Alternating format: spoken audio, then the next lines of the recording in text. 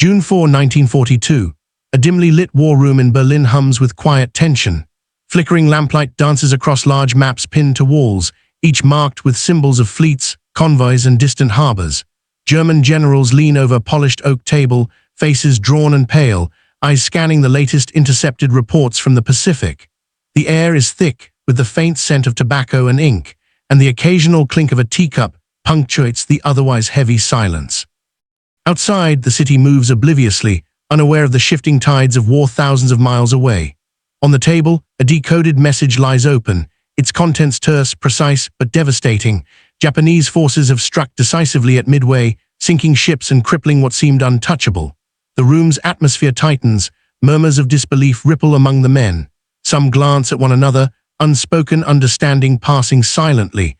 This battle may have changed everything. Maps of the Pacific shimmer under the lamp's glow. Tiny icons representing carriers and battleships trace a narrative of sudden destruction, and the general's eyes track the path of lost vessels with grim calculation. In this moment, the enormity of Midway's outcome settles over the German command. They knew, almost instantly, that the course of the Pacific War, and perhaps the world, was altering irreversibly. The generals begin to discuss implications, their voices low, measured, and wary. Every word carries the weight of strategy, pride, and an emerging fear that even distant seas can dictate the fate of empires. This moment, frozen in tension, is where the German perception of Midway begins, and where the world will soon witness the shockwaves of naval history. June 1942. The world is engulfed in total war. Europe is a continent under German domination, with the Reich's armies stretching from the Atlantic coast of France to the steppes of the Soviet Union. Yet, across the oceans, another theater rages, one of steel, fire, and aircraft, far from the prying eyes of Berlin. The Pacific is the arena where the Japanese Empire seeks to secure its dominance, and where American resolve is tested against an adversary whose naval ambition knows no restraint. For Germany, the Pacific theater was distant, almost abstract. Yet the German High Command watches keenly. Japanese victories resonate in Berlin not only as triumphs of an ally, but as potential shifts in the balance of global power. German intelligence reports, intercepted communications, and diplomatic dispatches filter into the hands of generals, providing glimpses of American and Japanese fleet movements. Every carrier, every cruiser lost or deployed, becomes a data point in a broader strategic calculation. By early 1942, Japan had already seized a string of key positions: the Philippines, Malaya, and portions of the Dutch East Indies. The U.S. Pacific Fleet, battered but far from defeated, had retreated to positions where carriers and submarines became crucial instruments of defense. In Berlin, maps of the Pacific Arc are studied with fascination. The Reich's naval attaches in Tokyo relay insights, noting the exceptional coordination of Japanese naval aviation and the audacity of their maneuvers.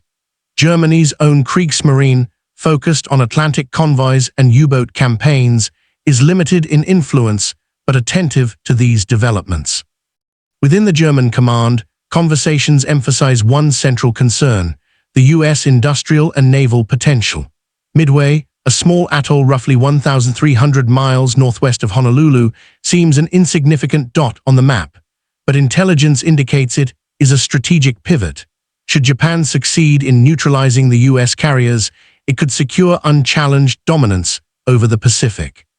For German generals, these distant calculations carry more than curiosity.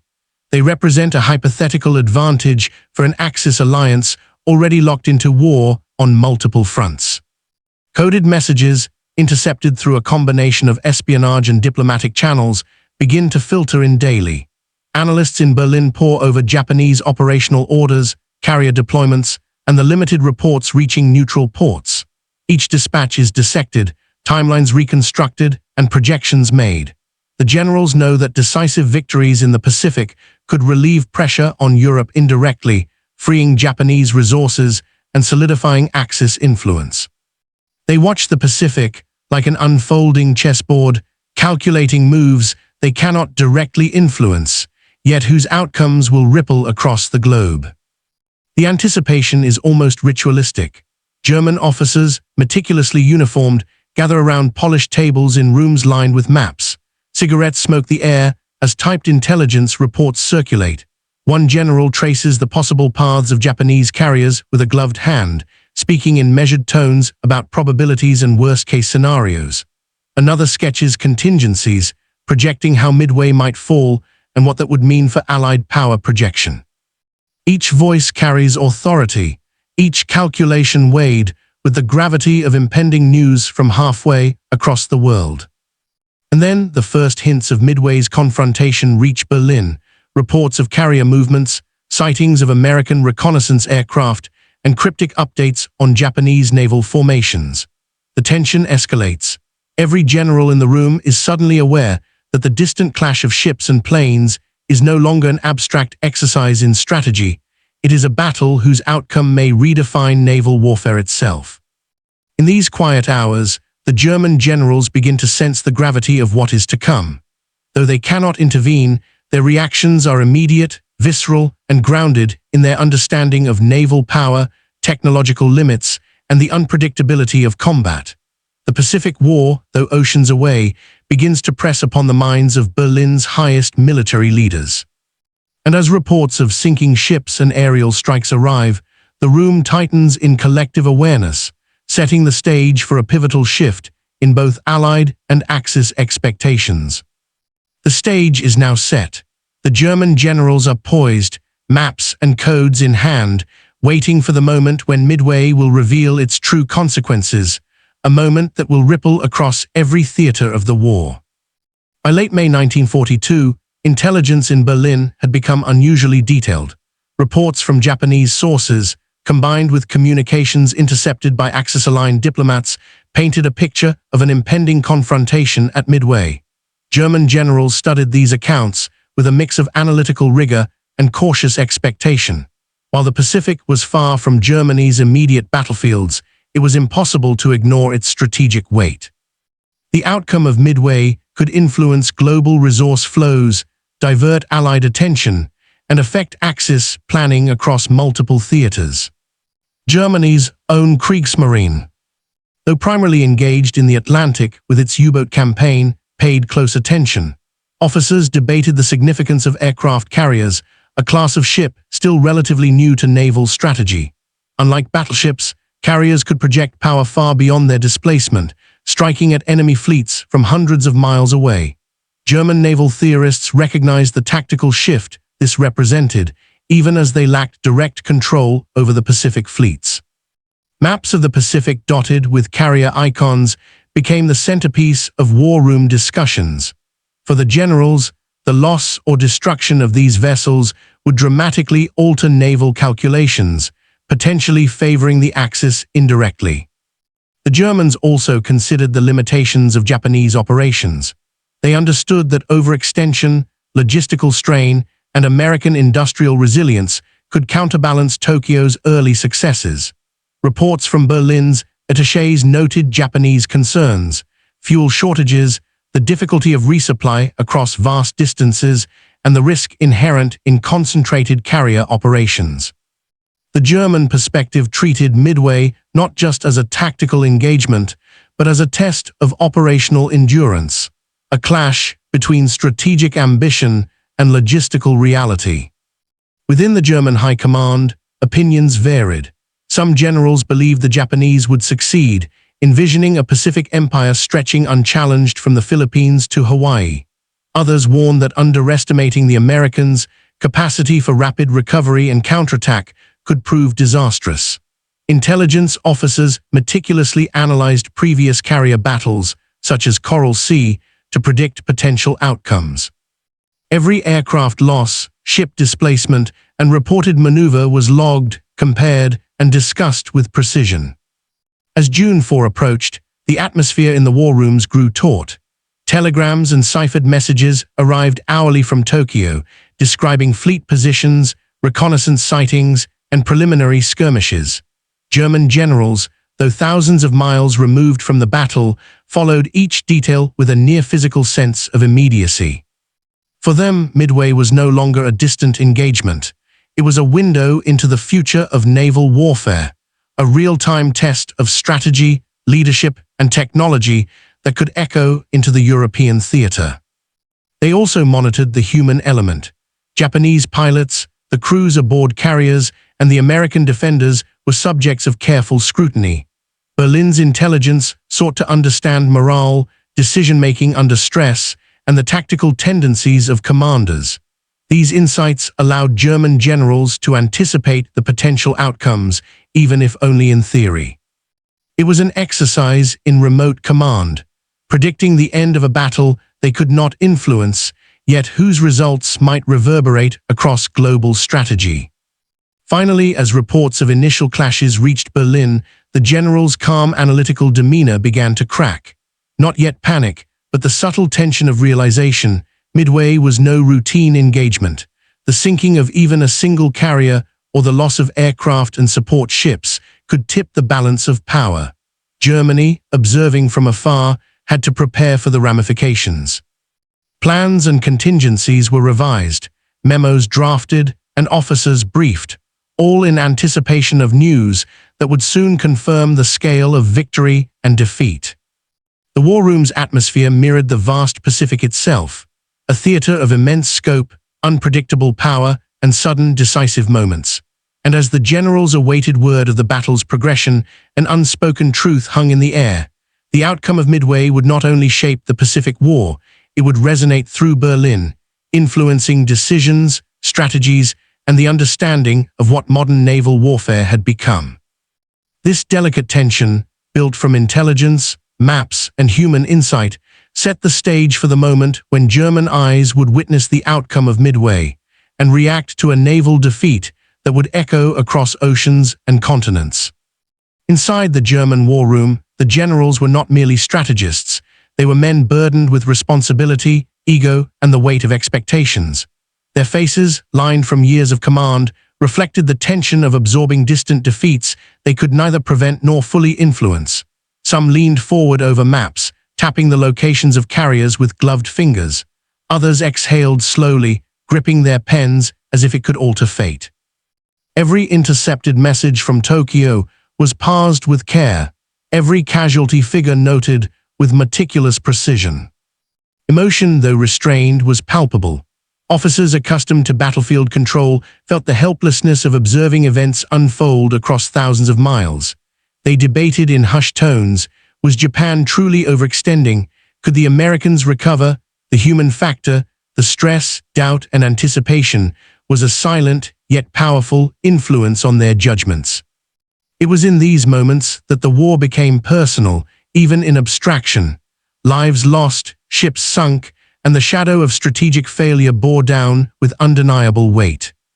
From a tactical perspective, Midway exemplified the rise of the aircraft carrier as the decisive instrument of modern naval warfare. German generals, while familiar with battleships and surface engagements, were beginning to appreciate the transformative nature of carriers. Reports from the Pacific described the rapid deployment of planes, coordinated attacks from hundreds of miles away, and the vulnerability of even heavily armored ships to air assault. In Berlin, maps were annotated with projected flight paths, strike ranges, and interception zones. The generals discussed how a single carrier strike could cripple multiple vessels, a realization that challenged decades of naval doctrine. The Midway engagement demonstrated that speed, positioning, and aerial reconnaissance could outweigh sheer tonnage or armor. Tactical discussions focused on the calculated risks of committing carriers into vulnerable positions, the importance of surprise, and the unpredictable variables of weather and pilot skill. Technology, both mechanical and intelligence-based, played a pivotal role. German generals scrutinized reports on the aircraft involved, SBD Dauntless dive bombers, TBD Devastator torpedo planes, and the Mitsubishi A6M0, analyzing their speed, range, and lethality. Radar and code breaking were mentioned in passing. They understood that information could dictate the difference between victory and disaster. The sinking of carriers, cruisers, and support ships was a testament to how technological mastery could redefine naval engagements. From Berlin, the generals debated what lessons could be drawn for the Kriegsmarine. Aircraft carriers, long-range bombers, and reconnaissance planes were no longer mere supplements to a fleet. They were central to dominance at sea. Observing Midway. The generals witnessed the emergence of a new kind of warfare where machines, codes, and the skillful coordination of technology could decide outcomes faster than traditional artillery or armor. The human tension, tactical re-evaluation, and technological evolution set a layered stage for understanding how German commanders processed the unfolding disaster. Each angle, the men themselves, the ships they analyzed, the technology they respected, intertwined to create a complex web of comprehension and anticipation. These observations naturally lead into the next set of angles: leadership decisions, enemy strategy, and the moral and psychological dimensions that Midway imposed on Axis perceptions. German generals observed Midway not only through the lens of intelligence, but also through the prism of leadership. They studied the decisions made by both Japanese and American commanders with clinical attention. Admirals Yamamoto, Fletcher, and Spruance became subjects of scrutiny, their choices dissected in the Berlin war rooms. Why had Japanese carriers been positioned as they were? How had American forces responded with such resilience despite prior losses? Leadership, the generals understood, was not merely a matter of orders. It was timing, judgment, and the orchestration of disparate elements under immense stress. In the reports arriving from Tokyo, there were subtle indications of hesitation, miscommunication, and risk assessment that the Germans catalogued. They debated the merits and flaws of command decisions, projecting what they might have done differently. This analysis revealed an unspoken truth. Even in a distant theater, leadership could tip the balance of life and death, victory and defeat. To the German generals, Midway was as much an insight into the enemy as a lesson in tactics.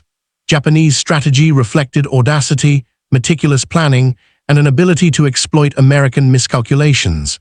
Berlin's intelligence detailed the Japanese approach: the concentration of carriers, the diversionary tactics, and the use of reconnaissance to lure American forces into a vulnerable position. The Germans admired the operational execution even as they noted its flaws. Overextension was evident, and reliance on surprise meant that any counterattack could be catastrophic. The enemy's strategy was both a template for study and a warning: even formidable opponents are fallible. Understanding the Japanese mindset became a secondary mission for the generals, who sought to extract lessons that might influence future Axis naval thinking, even if Germany could not intervene directly in the Pacific. Finally, the psychological dimension of Midway captured the attention of German observers. The war room in Berlin became a theater of speculation, doubt, and recalibrated expectations. The Axis alliance, confident in Japanese naval superiority, now confronted evidence of American resilience and tactical brilliance. German generals recognized the potential impact on morale. Reports suggested that Japanese losses were significant, yet American resolve remained unbroken.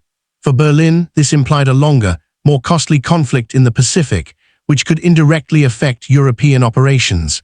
The human element, confidence, fear, and anticipation, was as critical as ships, planes, or codes.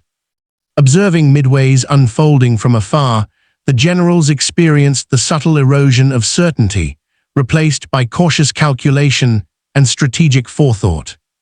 Through these angles, human, tactical, technological, leadership, enemy, and psychological, the German perspective of Midway emerges as layered, analytical, and profoundly affected by distance. Each insight feeds into the larger narrative. The generals are not passive spectators. They are interpreters of information, evaluating, anticipating, and reacting to events that will shape the course of the war. The tension, knowledge, and analysis naturally build toward the climax, the moment when reports confirm the sinking of key ships and the German generals grasp the scale of Midway's impact. June 4, 1942. The war room in Berlin is tense, almost silent, save for the rustle of papers and the occasional cough. Reports arrive intermittently from Tokyo, decoded from Japanese naval communications and intelligence networks. The first confirmation hits. The USS Yorktown, one of America's key carriers, has been struck by Japanese aircraft. The generals lean forward, eyes narrowing, tracing the path of the attack on maps dotted with miniature ship icons. Every detail is scrutinized: torpedo hits, bomb impacts, aircraft sorties, and defensive maneuvers. For German observers, the sinking of Yorktown is a mixture of validation and alarm. They had anticipated heavy losses, but had not foreseen the speed and precision of the Japanese strikes. Notes are passed between officers, positions of Japanese carriers, number of planes engaged, estimated American counterattacks. In Berlin, the generals debate the implications. Could Japan capitalize fully, or was there a hidden American reserve ready to respond? Their discussion is clinical, factual, but the gravity of the unfolding disaster is unmistakable. By midday, further intelligence confirms that Enterprise and Hornet, additional American carriers, have been sighted in defensive maneuvers, launching counterattacks against Japanese forces. German generals quickly adjust their mental maps. The realization grows that Midway is not simply a Japanese victory in progress. It is a battle defined by fluidity, improvisation, and devastatingly effective American tactics. They note that dive bombers have struck the Japanese carriers Akagi, Kaga, and Soryu, setting them ablaze. Smoke plumes, reported via reconnaissance, stretch miles into the Pacific sky. The general's analysis becomes fevered yet precise.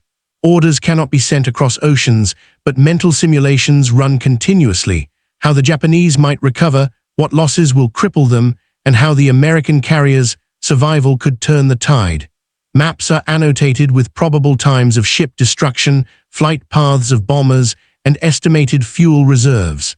Every detail matters. Every loss is not just tactical, it is symbolic, signaling the diminishing supremacy of the Japanese fleet despite their initial advantage. Amid the reports, the human toll becomes apparent even to distant observers. Thousands of sailors, pilots, and aircrew are lost or in peril. The German generals, typically distant from such immediate casualty considerations, absorb the reality with a grim understanding. They debate the implications for Japanese morale and for the broader Axis strategy. Could such losses weaken Japanese confidence enough to alter future operations? Could the Americans seize initiative for the first time in the Pacific? By evening, the cumulative reports crystallize the reality.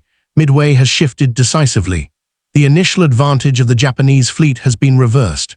German generals, absorbing this outcome, react with a mixture of respect, calculation, and sober acknowledgement. The Pacific War, previously perceived as a distant theater, is now revealed as a domain where decisive outcomes hinge on rapid adaptation, precise intelligence, and the unanticipated resilience of the enemy.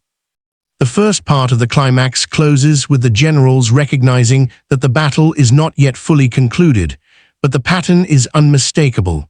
Japanese losses are catastrophic, American resistance is effective, and the tide of the Pacific War may have irrevocably turned. The room, once filled with procedural calm, now hums with the weight of understanding, setting the stage for the second part of the climax, where confirmation of ship sinkings and the final assessment of the engagement solidify Midway's impact on German strategic calculations. As night falls over Berlin, the flow of intelligence continues, each message intensifying the war room's tension.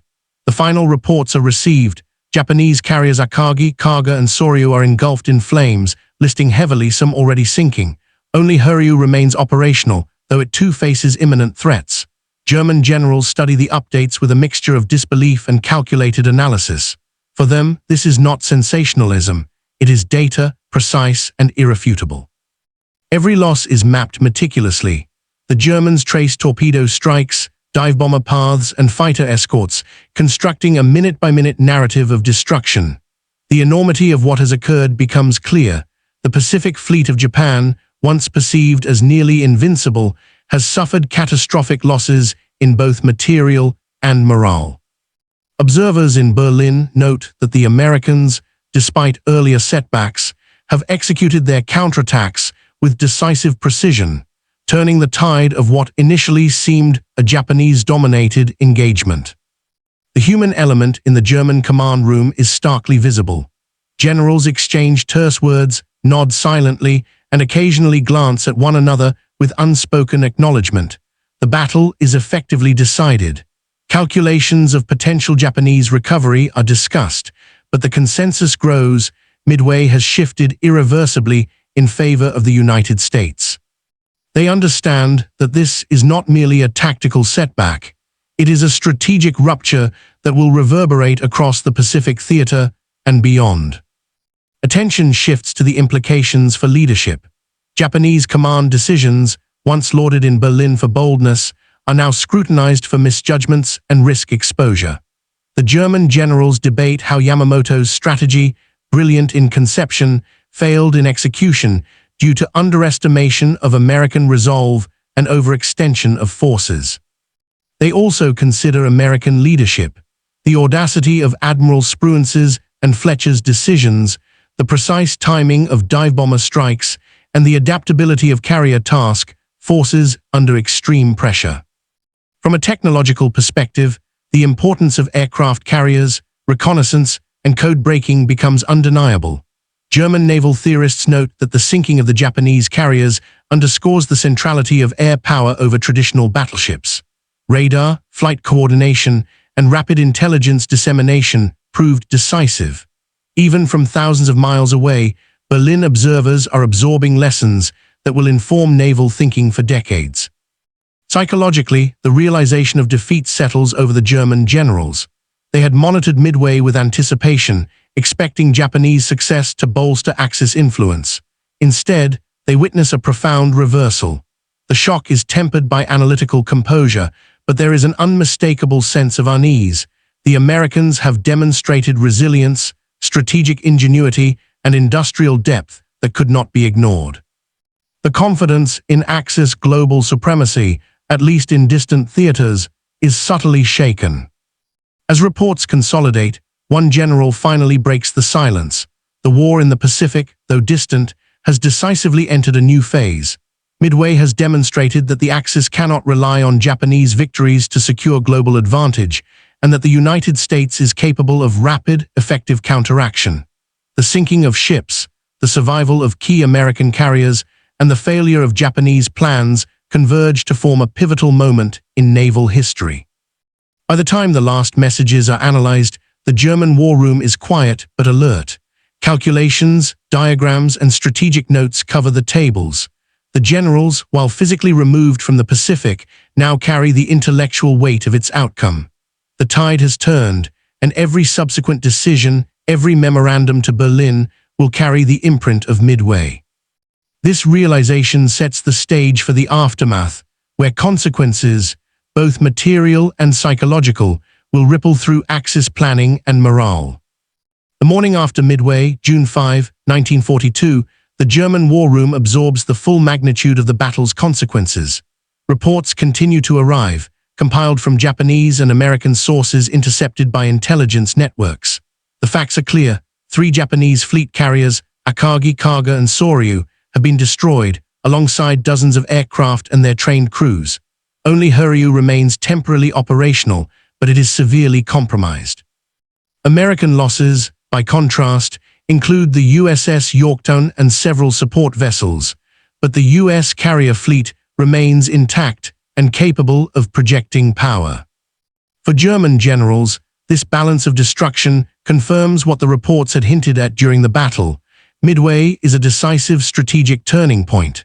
The Japanese fleet, once the dominant naval power in the Pacific, has suffered irreparable damage in terms of ships, experienced air crews, and operational flexibility.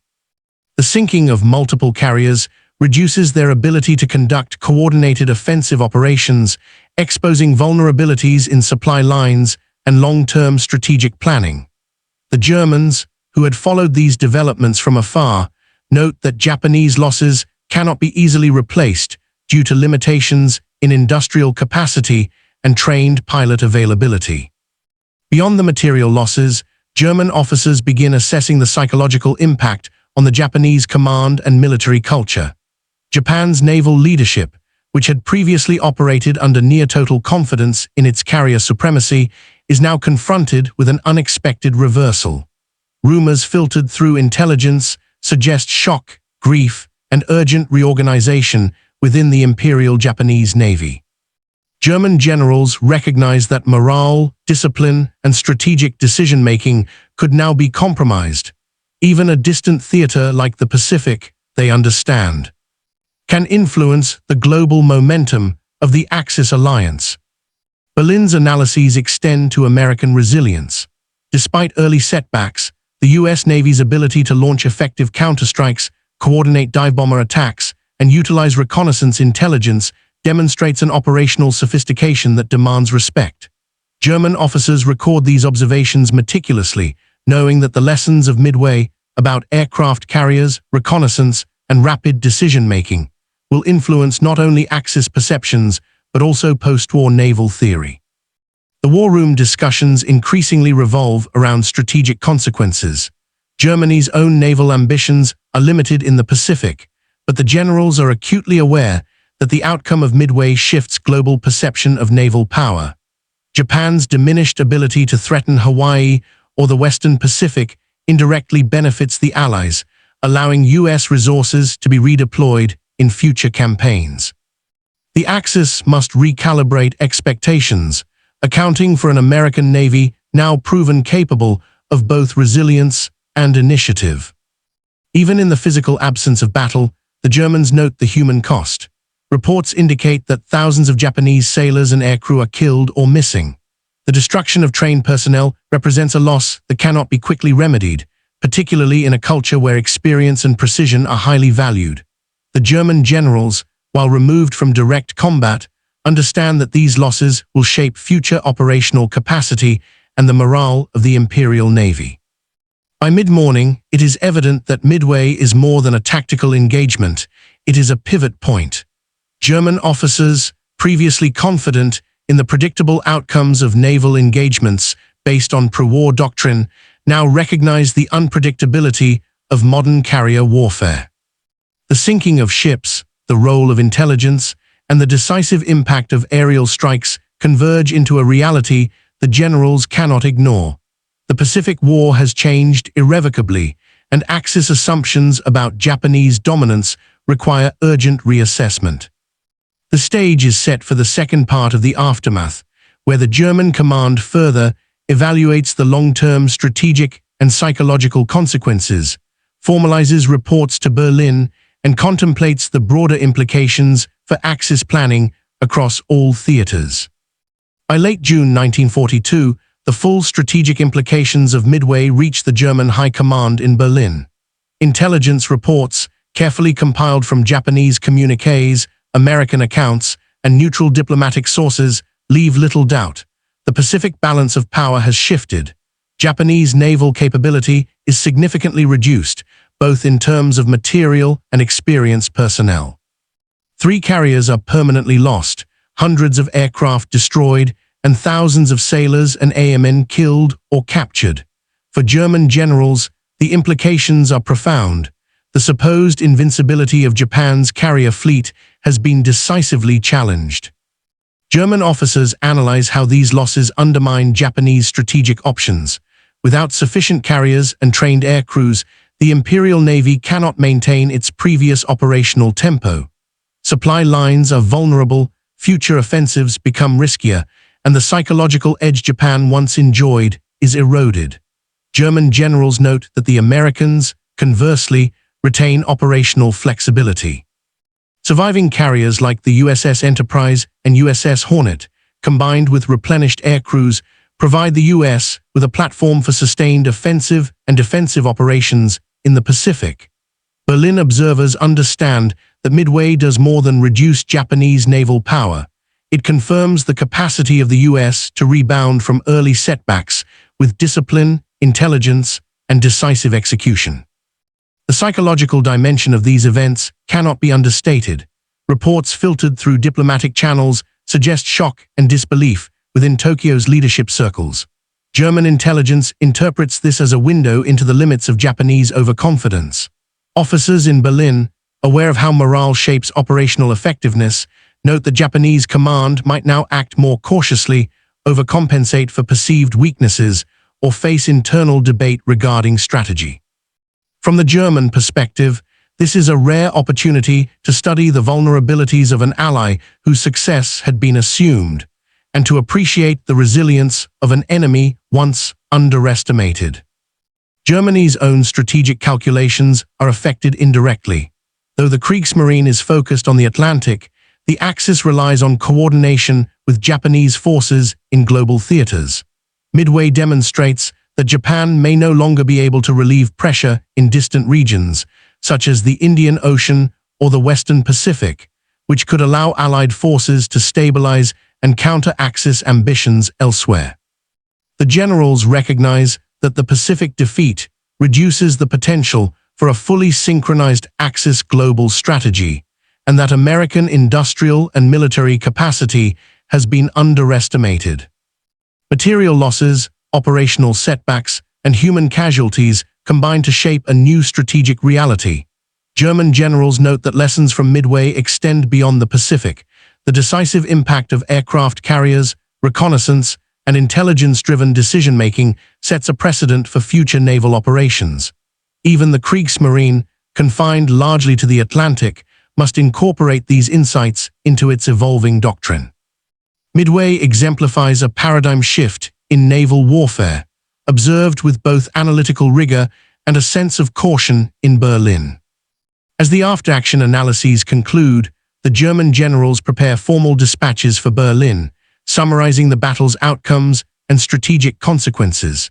These reports will influence not only immediate military planning, but also the broader understanding of modern warfare. The significance of air power over surface fleets, the critical value of intelligence, and the unpredictable human element in decisive engagements. The reverberations of Midway extend far beyond the Pacific, affecting how Germany perceives its allies, its enemies, and the evolving nature of global conflict. With these observations catalogued, the generals begin the slow process of adjustment, recalibrating expectations, re-evaluating Axis reliance on Japanese naval power, and internalizing the lessons of a battle fought thousands of miles away. The human, tactical, and psychological reverberations of Midway are now fully appreciated, setting the stage for reflection on what this historic engagement truly meant for the war, for strategy, and for the future of naval combat. Midway stands as more than a single battle. It is a testament to the unpredictable calculus of modern warfare. For German generals observing from afar, it was a lesson in the fragility of assumed dominance and the decisive power of intelligence, technology, and human resilience. The sinking of Japanese carriers, the rapid adaptation of American forces, and the unforeseen consequences of tactical choices reshaped how distant observers understood naval conflict. It revealed that even an empire seemingly at the height of its strength could falter under precise, well-executed strategy. From Berlin, the generals witnessed the interplay of leadership, morale, and mechanized might. Aircraft carriers, once supplementary to battleships, emerged as the linchpins of power projection. Code-breaking and reconnaissance underscored the importance of information as a weapon as lethal as any torpedo or shell. Yet beyond the machinery of war, Midway highlighted the human dimension. The decisions, courage, and judgment of commanders hundreds or thousands of miles apart could determine life and death for thousands of sailors, the fate of ships, and the strategic trajectory of an entire theater. For the Axis, the battle was a sobering reminder that victories in distant theaters could not be assumed, and that over-reliance on Allies' success carried risk. For the Allies, it marked the emergence of a strategic turning point, a demonstration of resilience that would define the Pacific campaign. The German generals' reactions, calculated, analytical, and tinged with apprehension, underscore how even observers removed from the battlefield internalized the gravity of decisive moments. Ultimately, Midway reshaped naval doctrine, global strategy, and historical understanding. It illuminated the evolution of warfare, from traditional surface engagements to multidimensional contests of air, sea, and information. It revealed that distance does not diminish consequence, and that the ripples of a single engagement can influence decisions, morale, and policy across continents. The Pacific, once remote in German calculations, now loomed as a theater of immense consequence, where the lessons of Midway would inform strategy, caution, and reflection for the remainder of the war. In the quiet of the Berlin war room, amid maps and coded messages, the German generals confronted a truth as stark as the sinking ships themselves. The tides of war are relentless, the balance of power fragile, and the lessons of history are written not only in victories, but in the comprehension of defeat. Midway had spoken, and even from thousands of miles away, its voice resonated with clarity, shaping understanding, strategy, and the human perspective of war for generations to come.